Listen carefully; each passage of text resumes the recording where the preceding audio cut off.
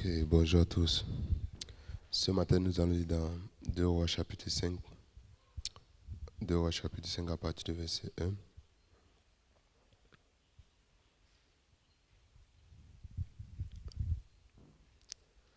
2 Rois 5 à partir du verset 1. Je vais lire, il est écrit. Naaman, chef de l'armée du roi de Syrie, jouissait de la faveur de son maître et d'une grande considération, car c'était par lui que l'Éternel avait délivré les Syriens. Mais cet homme fort et vaillant était le prix. Or, les Syriens étaient sortis par troupes et ils avaient amené captive une petite fille du pays d'Israël qui était au service de la femme de Naaman. Et elle dit à sa maîtresse, « Oh, si mon Seigneur était auprès du prophète qui est à Samarie, le prophète le guérirait de sa lèpre. » Naaman alla dire à son maître, « La jeune fille du pays d'Israël a parlé de telle et de telle manière. » Et le roi de Syrie dit, « Va, rends-toi à Samarie et j'enverrai une lettre au roi d'Israël. » Il partit prenant avec lui 10 talents d'argent, 6 000 cycles d'or et 10 vêtements de rechange. Il porta au roi d'Israël la lettre où il était dit, « Maintenant, quand cette lettre te sera parvenue, tu sauras que je t'envoie Naaman, mon serviteur, afin que tu le guérisses de sa lèpre. » Après avoir lu la lettre, le roi d'Israël déchira ses vêtements et dit, « Suis-je un Dieu pour faire mourir et pour faire vivre, qui s'adresse à moi afin que je guérisse un homme de sa lèpre? Chassez donc et comprenez qu'il cherche une occasion de dispute avec moi. » Lorsqu'Élisée, homme de Dieu, apprit que le roi d'Israël avait déchiré ses vêtements, il envoya dire au roi, « Pourquoi as-tu déchiré tes vêtements? Laisse-le venir à moi et il saura qu'il y a un prophète en Israël. » Naaman vint avec ses chevaux et son char et il s'arrêta à la porte de la maison d'Élisée. Élisée lui fit dire par un messager, « Va et lave-toi 7 fois dans la journée, ta chair redeviendra saine et tu seras pur. » Naaman fut irrité et il s'en alla en disant, « Voici, je me disais, il sortira vers moi, il se présentera lui-même, il invoquera le nom de l'Éternel son Dieu, il agitera sa main sur la place et guérira les lépreux. Les fleuves de Damas, l'Abana et le Papa ne valent-ils pas mieux que toutes les eaux d'Israël? Ne pourrais-je pas m'y laver et devenir pur? » Et s'en retournait et partait avec fureur. Mais ses serviteurs s'approchèrent pour lui parler et dirent, « Mon père, si le prophète t'eût demandé quelque chose de difficile, ne l'aurais-tu pas fait? Combien plus dois-tu faire ce qu'il t'a dit? Lave-toi et tu seras pur. » Il descendit alors et se plongea 7 fois dans le Jourdain selon la parole de l'homme de Dieu, et sa chair devint comme la chair d'un jeune enfant et il fut pur. Je lis jusqu'au verset 14. Nous avons reçu la grâce de Dieu de pouvoir également écouter l'évangile. Donc si on regarde si 26 ou 28 millions de Camerounais, nous avons reçu cette grâce de pouvoir écouter l'évangile. Non seulement de pouvoir écouter l'évangile, mais de recevoir le salut et d'être également attaché à l'église. Ça, c'est une grâce de Dieu. Il y a une vie spirituelle que nous avons dans nos pensées. C'est la vie spirituelle où nous ne rencontrons pas les difficultés, où toute chose marche bien. Dans Proverbe, je crois, il est dit que l'homme naît pour souffrir comme l'étincelle pour voler. Donc, que ce soit dans l'évangile, que ce soit hors de l'évangile, il y a la souffrance. Où est-ce que notre cœur va recevoir cette grâce devant Dieu de pouvoir également souffrir pendant que nous sommes sur la terre? Est-ce que c'est pour l'évangile ou c'est pour notre chair? En toute chose, nous pouvons voir que Dieu également nous a donné cette grâce de pouvoir d'abord écouter l'évangile. Il nous a donné la grâce de nous montrer le chemin véritable, le chemin de la joie, le chemin de la vie. Et plusieurs fois aussi, ce que nous pensons souvent, c'est si on peut rester tranquille, sans problème, sans difficulté, c'est bien. Mais le chemin de Dieu aussi, ce n'est pas exactement ça. Dans 2 Rois chapitre 5, Le verset dit quoi? Que Naaman, chef de l'armée du roi de Syrie, jouissait de la faveur de son maître. Pourquoi il jouissait de la faveur de son maître? Parce que Dieu est passé par lui pour délivrer Syrie. Alors, Naaman, c'est quelqu'un de très considéré par le roi de Syrie. Mais la Bible dit que Naaman était comment? Il était lépreux. Nous avons, avec le pasteur depuis mardi fait la formation à l'ISAM, la formation avec les personnels administratifs de l'ISAM. Donc pour cette formation aussi, il y a beaucoup de choses qui sont intervenues pour que cette formation puisse avoir lieu. Non seulement la lettre, mais je crois qu'il y a aussi des personnes derrière qui ont travaillé en amont pour que cette formation soit également possible. Et lorsqu'on a commencé aussi, c'était avec beaucoup de grâce. Et avec ces personnes aussi qui écoutent le cours de changement de mentalité, on peut aussi voir que même s'ils sont des professeurs, des gens qui sont tous des intellectuels, mais leur attitude aussi pendant qu'ils écoutent le cours, c'est vraiment très très bien. Donc, selon ce que le pasteur dit, souvent lorsqu'on fait le programme, il y a en tant que Camerounais, véritable Camerounais, si le programme commence à 14h, c'est peut-être à 15h qu'on va commencer. Mais le premier jour, nous sommes arrivés à 13h40 quelques. Ils étaient tous présents déjà. Ils étaient en train d'attendre. Donc lorsque nous sommes arrivés, on a eu le temps de mettre les choses et puis à net 14h pile, on a commencé. Oh, c'était vraiment comme un miracle. Donc un programme où ce n'est pas nous qui organisons et ce n'est pas avec nos invités, mais comment est-ce que c'est possible qu'on commence exactement? Donc il y a également un travail qui a été fait en coulisses. Et pendant cette formation aussi, le pasteur il a parlé de la différence entre quoi? Entre le charbon et le diamant. Donc le charbon et le diamant, le même carbone, du carbone, le charbon est sorti, du carbone également le diamant est sorti. Mais la valeur du prix du charbon est différente de la valeur du prix du diamant. Donc même si le diamant et le charbon ont été faits à base du carbone, mais leur prix est totalement différent. Et pourquoi? C'est à cause de leur structure. Donc, les atomes qui sont dans le charbon de bois, ces atomes, même s'ils sont connectés, mais on peut voir qu'il y a également chacun qui reste à sa position. Donc, il est dit que le charbon a une structure qui est amorphe. Donc, il n'y a pas vraiment de connexion. Mais si on regarde le diamant, la structure du diamant, c'est cristallin et cubique. Donc, quand on parle du cube, on peut voir qu'il y a d'abord une connexion et cristallin. Donc, tous les atomes qui sont dans le diamant, donc, on peut voir la pureté. Donc, ils sont tous comment connectés. Donc, pendant également la formation, le pasteur a insisté sur ce point. Donc, si on regarde la petite fille détenue captive en Israël, il y a eu le temps où elle a murmuré devant qui? Devant Dieu. En fait, ce n'est pas que c'est Naaman, mais cette situation a été validée par Dieu, a été approuvée par Dieu, a été faite par qui? Par Dieu. Donc, comment est-ce que Naaman pouvait délivrer la Syrie? Donc, il est dit que Dieu a délivré quoi, la Syrie par qui? Par Naaman. Et au travers de ça, peut-être que cette petite fille, elle s'est retrouvée dans une situation où il n'y a pas son père, il n'y a pas sa mère, elle n'a pas vu son père, elle n'a pas vu sa mère. Elle est devenue quoi? Une esclave. Et pour être esclave, ce n'est pas quelque chose qu'elle a voulu ou elle a prié Dieu pour être esclave. Mais à cause de cette situation, elle est devenue quoi? Elle est devenue esclave. Donc, pour un esclave, la vie des esclaves, c'est un peu bizarre.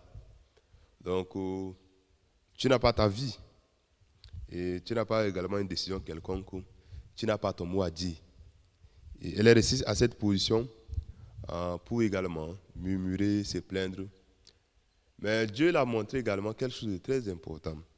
Dieu l'a montré pourquoi je t'ai envoyé quoi? Je t'ai envoyé en Syrie. Et que tu es devenu quoi? Tu es devenu esclave. Donc, pour la vie de nous qui sommes sauvés, Dieu également veut nous utiliser pour présenter quoi? Pour présenter l'évangile. Donc, lorsque cette petite fille était connectée à elle-même, elle pouvait faire comment? Elle pouvait murmurer contre Dieu, contre Naaman. Naaman, tu es méchant. Pourquoi tu prends une petite fille comme moi? Tu en fais comme ton esclave. Est-ce que je mérite ça? Je suis encore un enfant. Pourquoi tu fais comme ça, comme ça, comme ça? Mais la Bible dit quoi? Je ne sais pas.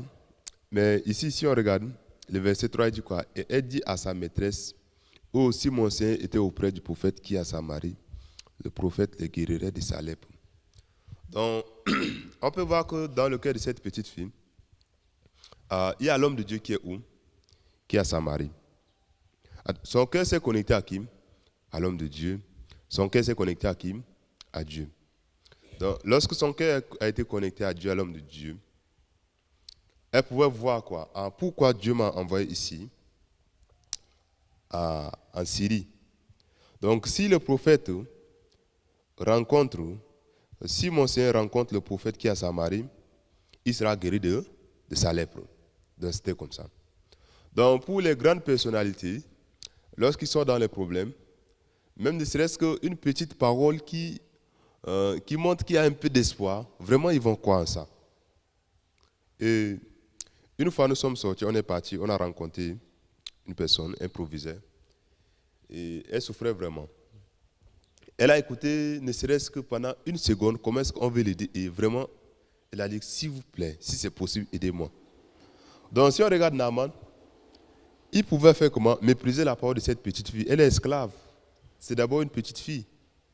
Mais la situation dans laquelle Naaman s'est retrouvé, donc s'il est orgueilleux et qu'il reste à sa position de chef de l'armée, il va finir par être comment? Par être chassé d'abord et il sera mis de côté. Non seulement mis de côté, mais il y a un village, le village des lépreux, qui va rester là-bas. Il va perdre quoi? Toute sa gloire. Alors avant que tout le monde connaisse que Naaman est lépreux, on doit résoudre ce problème. Mais comment résoudre ce problème? Il n'y a pas de chemin. Alors, lorsque Naaman a écouté quoi? La petite fille esclave qui est ici a parlé comme ça, comme si tu pars à Samarie, là-bas il y a un prophète, il y a un homme de Dieu qui est là-bas. Si tu le rencontres, il va te guérir de ta lèpre. Lorsque Naaman a écouté comme ça, donc on peut voir comment est-ce que Naaman également pouvait avoir quoi, de l'espoir que, un jour, est-ce que c'est possible pour moi que la lèpre s'y parte? Mais lorsque il a écouté également la parole de cette fille, ce n'était pas peut-être. Si tu pars à Samarie et que tu rencontres le prophète, tu seras guéri de ta lèpre. C'était une certitude. Donc, le pasteur également m'a dit, il a insisté sur ce point. Les gens qui ont des talents et qui se focalisent eux-mêmes, ils travaillent eux-mêmes, ils font beaucoup de choses par eux-mêmes. Donc, même s'ils sont vraiment talentueux, leur valeur sera comme la valeur du charbon. Donc, le charbon, ce n'est pas tellement cher. Mais pourquoi le diamant est beaucoup cher? À cause de sa structure. Donc, les atomes qui sont dans le diamant sont tous connectés entre eux. Donc, lorsque le cœur de cette petite fille également a été connecté à Dieu, à l'homme de Dieu, les choses qui étaient difficiles, les situations dont elle pouvait faire comment? Se plaindre, murmurer contre qui? Contre Dieu était devenu une occasion pour elle de faire comment? De pouvoir également se réjouir. Et c'est une réjouissance qui ne se dit pas son nom. Donc, pour plusieurs fois, pendant que nous avons écouté l'évangile, et lorsque nous avons reçu le salut, pour moi, ma part, c'est quoi? Quand je vais prêcher l'évangile, une fois à ma famille, tout le monde va recevoir le salut. C'était comme une vie, un peu comme les pentecôtistes. Au nom de Jésus, tu ne vas pas souffrir, tu n'auras pas les difficultés, comme ça, comme ça. Mais si on regarde la Bible, il dit quoi? L'homme n'est pour faire comment? Pour souffrir comme l'étincelle pour voler. Et il y a un jeune homme qui m'a dit que lui pense que s'il est missionnaire, il va beaucoup souffrir. Je lui ai demandé si tu regardes les frères, ils souffrent ou ils ne souffrent pas. Donc, est-ce qu'il y a quelqu'un qui ne souffre pas? Donc, vraiment, si c'est pour souffrir, même si tu gagnes, je ne sais pas, 100 millions par mois, tu vas faire comment? Tu vas souffrir. Donc, il y a toutes sortes de souffrances. Et en tout cas, j'ai commencé à sourire. Comment est-ce que tu dis que si tu es missionnaire, tu vas beaucoup souffrir? Qui t'a donné la pensée là? Donc, si tu n'es pas missionnaire, tu ne vas pas souffrir. Ceux qui ne sont pas missionnaires ne souffrent pas. Et vraiment, pour moi aussi, pour l'expérience que je sais, c'est que ce soit en étant missionnaire, il y a la vie où on rencontre les difficultés. Que ce soit en tant que frère, il y a la vie où on rencontre quoi? Les difficultés. Mais est-ce que nous pouvons également trouver le chemin pour pouvoir être joyeux, être également dans le bonheur? Donc, dans Matthieu chapitre 16, les versets 19 et 20, il est dit quoi? Je te donnerai les clés du royaume des cieux.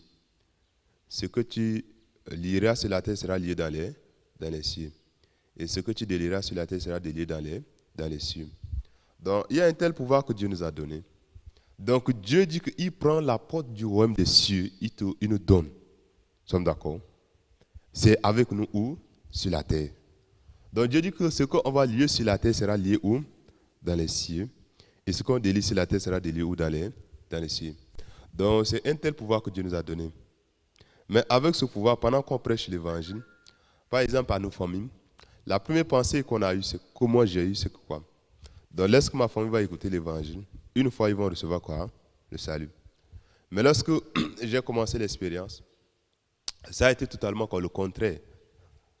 Dans le premier jour, au fait, on m'a vu comme un sorcier. Lorsque j'ai fini de prêcher l'évangile, toi tu viens avec les gens de penser là, où? Oui, mais on ne doit pas croire toutes les paroles qui sont dans la Bible. Est-ce qu'on doit croire toutes les paroles qui sont dans la Bible? C'est pas comme ça. Non. On ne croit pas à toute la Bible. Et je suis resté, j'ai dit que, mais. Donc, ce sont les grands anciens, les diaconesses, les diacres là, qui sont en train de me parler comme ça. On ne doit pas croire toutes les paroles qui sont dans la Bible. Comment? Et pour moi, hein, même si on ne doit pas croire toutes les paroles qui sont dans la Bible, mais Dieu dans la Bible dit quoi? Que nos péchés ont été lavés par le sang de qui? Par le sang de Jésus. Et ça, c'est une certitude que je ne peux pas également me passer de ça. Alors, j'ai également dit que, en tout cas, si vous croyez, ça va. Si vous ne croyez pas, hein, tant pis pour vous. Et après avoir fini de prêcher, vraiment, j'étais aussi devenu comme un sorcier. Mais quand même, il y avait des gens qui m'ont suivi. Il y avait des gens qui m'ont suivi. Je me souviens, il y avait 7 personnes qui m'ont suivi à l'église. Et on a eu le temps de pouvoir écouter l'évangile plusieurs fois. Une fois, 2 fois pendant 3 mois. Et après 3 mois, il y avait des gens plus zélés que moi. Il y a un frère, lui, quand il n'est pas à l'école, il n'entre plus dans les salles de classe. Il dit que Jésus revient bientôt, la fin du monde. Donc il regroupe ses camarades, sommes d'accord. Il est en train de faire comment? Il prêche l'évangile. Il est zélé, il prêche l'évangile. Après, il prend la photo, il envoie dans le groupe de l'église. Je vois, il est devant 50, 60 élèves. Il est en train de faire quoi? Prêcher l'évangile. Je dis, waouh! Je dis, mais tu fais ça comment? J'étais étonné. Comment tu arrives à faire? Donc tu pars à l'école, tu n'entres pas dans les salles de classe. Ah. En tout cas, quand je regarde, je dis, waouh! Toi là, tu dois être pasteur. Yeah.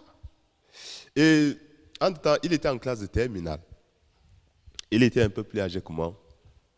Mais toujours lorsqu'il part à l'école, il n'entre jamais dans les salles de classe. Et quand il rentre à la maison, toujours les discussions se passent sur la Bible. Moi, j'étais trop charnel. Donc même si je prêchais l'évangile, ce n'est pas toujours comme lui. Donc, il y a un temps où Dieu également a commencé à faire comment envoyer la vallée également de l'évangile dans nos cœurs. Et cela, ça s'est passé par quoi? Par la famille. Donc, entre-temps, il avait 30 ans. Moi, j'avais 22 ans. Et on me regardait comme celui qui a conduit les autres à entrer quoi dans le fou. Dans mon cœur, c'est comment est-ce qu'un jeune gars un enfant de 22 ans peut tromper les vieux de 30, 40 ans. C'est ceci comment. Et il y a la menace qui a commencé également à venir. Alors, si vous persistez à suivre Amos, on ne va vous payer plus l'école. Non seulement l'école, quand vous allez finir vos études, quand tu auras ton bac, il faut chercher ce que toi tu as fait. Et c'est comme ça qu'il m'a appelé un jour, il a commencé à parler. Regarde bien. C'est vrai que là, on parle la parole, mais il n'y a pas la famille là-bas. Et tu vois, la famille n'a pas d'accord. Et la famille dit que si on part là-bas, et quand j'aurai le bac, personne ne va m'inscrire à l'université. J'ai dit que ça, c'est quel genre d'histoire encore? Et j'ai demandé entre le paradis et ton avenir sur la terre, tu choisis quoi? Il m'a dit que ça, le choix est clair. Est-ce que tu as besoin de demander? Tu n'as pas besoin de demander. Si vraiment, si je n'étudie pas, je vais faire comment? Je vais beaucoup souffrir. Bon, je ne vais pas. Et qu'est-ce qu'il a fait? Comment quelqu'un qui était talentueux, qui était très courageux, qui prêchait beaucoup l'évangile, mais on a vu comment est-ce qu'il s'est déconnecté et il a pris le chemin de pouvoir également bien préparer son avenir. En tout cas, il est parti et en temps également, dès qu'il est parti, les personnes qui m'ont suivi également, ils ont dit que ok, nous on n'est plus avec toi. Hein, parce que votre histoire, toi d'abord avec tes Camerounais. Donc c'est comme ça que tous ils sont partis. Et vraiment, j'ai beaucoup pleuré devant Dieu. Pourquoi est-ce que vraiment, avec les gens, la famille qui écoute l'évangile, pourquoi maintenant ils sont partis? Pourquoi? Entre-temps aussi, l'église n'était pas tellement grande. Lorsqu'on arrivait au culte, c'était presque la famille. Donc il y a peut-être une autre personne que je ne connais pas qui est là, seule. Le reste, c'est le pasteur. Donc j'ai beaucoup vraiment pleuré. Mais après aussi, Dieu a donné ce cœur de pouvoir également à vivre pour l'évangile. Et pendant que j'ai commencé également à prendre cette vie, vraiment au début pour moi c'était comme un miracle. Comment est-ce qu'on peut vivre en étant missionnaire et être heureux? Mais je suis arrivé ici, j'ai fait un mois. Le premier mois, j'étais vraiment très content, très joyeux.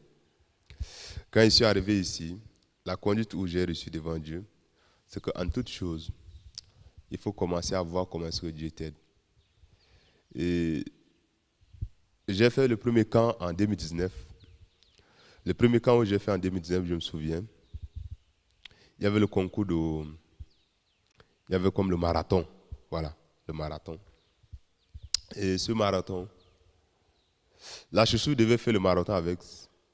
J'ai commencé, après cette chaussure a commencé à déranger, donc j'ai enlevé. Donc j'ai commencé à courir pieds nus sur le goudron. Dans le premier tour, j'étais premier. Sur la beaucoup de force. Le deuxième tour, c'est pas que j'étais fatigué, mais c'est comme si on avait mis le feu au pied. Donc lorsque je mettais mon pied sur le goudron, c'est comme si c'était ça chauffait. C'était grave. Et vraiment, même comme c'est comme ça, j'étais vraiment très content. Et c'était comme un miracle. Comment est-ce qu'en faisant les choses comme ça, on arrive à trouver la joie? Lorsque notre cœur est connecté à Dieu, lorsque notre cœur est connecté à l'Église, en toute situation, on peut voir également la providence de Dieu, la volonté de Dieu qui veut se manifester. On peut voir comment est-ce que Dieu dit que quoi? Je t'ai donné les clés du royaume des cieux. Ce que toi tu délies sur la terre sera délié dans les cieux. Et ce que tu lis sur la terre sera lié dans les cieux. Et c'était comme ça que cette vie aussi, dans le cœur de la petite fille, le temps de murmurer, le temps de se plaindre, ce temps également, elle a vu quoi? Pourquoi je me suis plaint, pourquoi j'ai murmuré devant qui? Devant Dieu. Parce que je suis devenu esclave. Parce que mon cœur n'était pas connecté à qui? À Dieu. Parce que je n'ai pas vu que quoi? Dieu qui a voulu que je vienne ici et conduire Naaman vers qui? Vers l'homme de Dieu. Lorsque notre cœur est connecté à Dieu, lorsque notre cœur est connecté à l'Église, même si on n'a pas beaucoup de talent, mais la connexion aussi c'est une grande puissance. Je crois dans la Bible, je dis que ça parlait quoi? Des paraboles de talent. Les gens à qui on a donné 5 talents, l'autre 2 talents et l'autre quoi? 1 talent. Celui qui a reçu 1 talent, la Bible dit que quoi? Qu'il est parti, il a fait comment? Il a caché son talent où? Il a enterré. De peur que cela fasse comment? Ne disparaisse ou ça se gâte. Donc il avait peur de faire comment? De perdre. Donc il est parti là bien caché. Et lorsque le maître est venu, le maître dit quoi? Méchant serviteur. Si c'était comme ça, pourquoi tu n'es pas parti garder mon talent où? À la banque. La banque pour nous c'est l'église. Donc même si on n'a pas beaucoup de talent, mais pendant que nous sommes connectés à l'église, c'est vraiment une grande puissance. La connexion également avec l'église, même si on n'a pas de talent, mais celui qui est connecté à l'église, c'est une grande bénédiction. C'est comme quoi? C'est comme les diamants. Les atomes qui forment les diamants, ces atomes sont purs. Et leur pureté ne vient pas du fait que ces atomes sont différents des atomes qui sont dans le charbon.